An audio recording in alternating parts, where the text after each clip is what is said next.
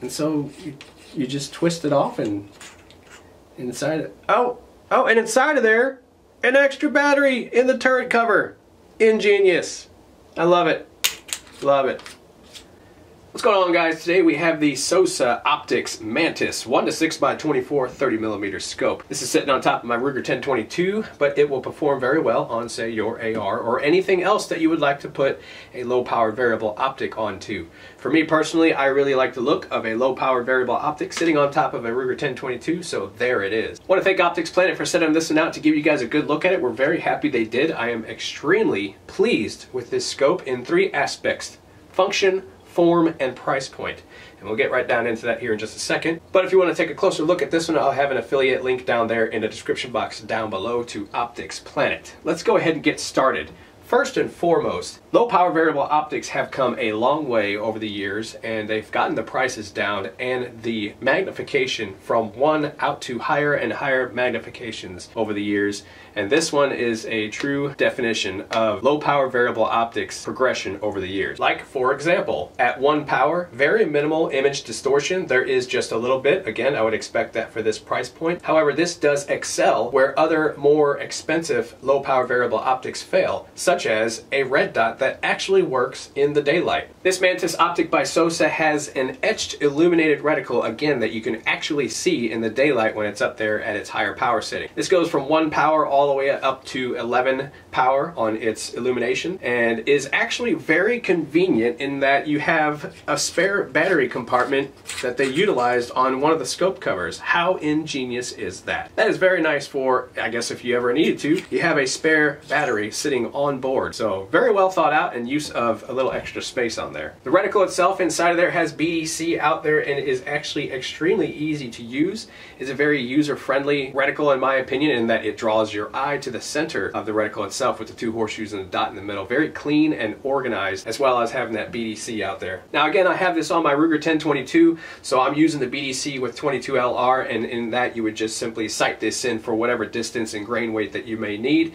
Find out where it's hitting at 100 yards and use those BDC holdovers for whatever caliber that you're using. However, I do believe that this one is set for 223, 556, 308, of course, as most popular low-power variable optics or optics are in general. So you would expect that for a 223 or a 556 on your AR. This would work perfect for that. However, if you're dropping it onto something like this, such as myself, which I have on, again, on my Ruger 1022, I actually really like the look and feel and the useness of this very low-powered variable optic sitting on top. The scope actually has a very generous eye relief at 5 inches back there, and it sits at about 11.5 inches in length. The weight sitting on this one is about 18.3 ounces. Not too noticeable, but not too heavy at all. The half MOA turrets are capped and don't really offer too much in the way of thrills and frills. However, are very nicely click adjustable. You can actually hear these through your ear pro. A little mushy on the tactile side, however, again, very loud. The top of the turrets themselves actually have a slot cut out that you can rotate the notches on there to give you your 0 indicator. Also provided in the box is a set of scope covers. However, these don't seem to fit on my optic, actually, and can be pushed off rather easily. So, and I've actually knocked these off plenty of times, such that I've just removed them from this optic in general. But know that they're in there. Do they work on your optic? Not sure. These actually work a lot better on another 30mm optic that I have, so I've just gone ahead and installed them onto that one. So they're there, but they may not work for your actual optic. The power selector on the back of the Sousa Mantis is a little bit stiff and could use some texturing, however does have a notch on the top that allows you to push on that to get you out there where you need to be. However, I would like to see a little more texturing, and those of you who have seen a lot of my other scope review videos, it is just a major preference of mine and baffles me as to why scope manufacturers don't put enough texturing on their power selector ring. However, this one is very manageable, again, just a little bit stiff on the rotation. The illumination selector could use a little more texturing as well, but has a very audible, a little bit mushy, but tactile feel to it as you're rotating through the power. So very easy to get where you need to be, and it's not like you're going to fly through a certain setting, of course.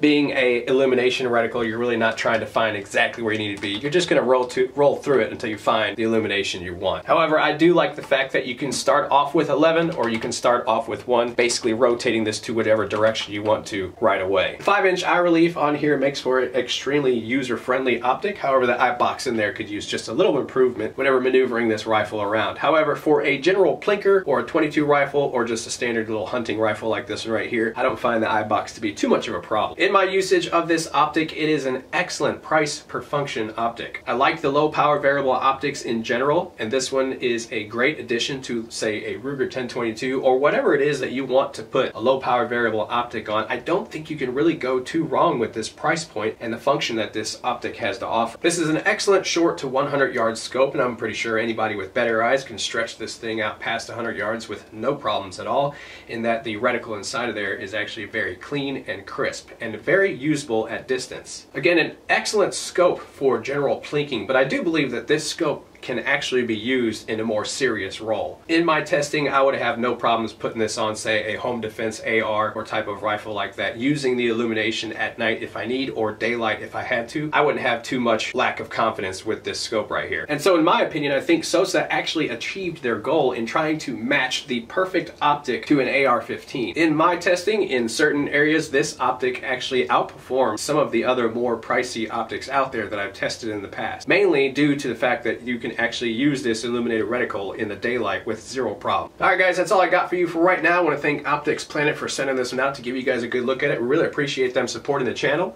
We appreciate you guys watching.